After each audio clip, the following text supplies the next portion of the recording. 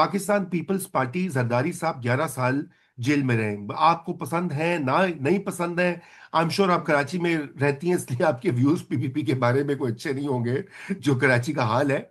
लेकिन बात यह है कि जरदारी साहब को 11 साल, कल एतजाज अहसन ने कहा ना आसमा शिराजी के शो में कि हम दर बदर ठोकरें खाते थे बेल के लिए, और हाँ, बेल नहीं यही मिलती थी कोर्ट्स। आसिफ अली जरदारी बिल्कुल को। बिल्कुल। और ये कौन सी ये बात करे ये जजेस, ठीक है। और इसी तरह नवाज शरीफ के साथ भी जो मुख्तलिफ हुआ। अब इमरान खान, चूंकि वो बंद हुए जेल में, उनकी पार्टी के ऊपर भी क्रैकडाउन हुआ, बहुत सारे प्रिजनर्स हैं, पॉलिटिकल प्रिजनर्स हैं, लेकिन अब यही कुछ जजेस का ये ख्याल था कि ये गलत था, वो जो माजी वाला था वो तो बस चले जी, हो गया सो हो गया। हाँ अब ऐसे नहीं होता।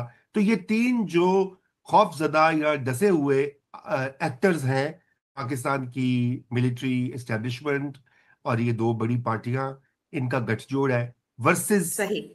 द द डिसिडेंट जजेस एंड पीटीआई।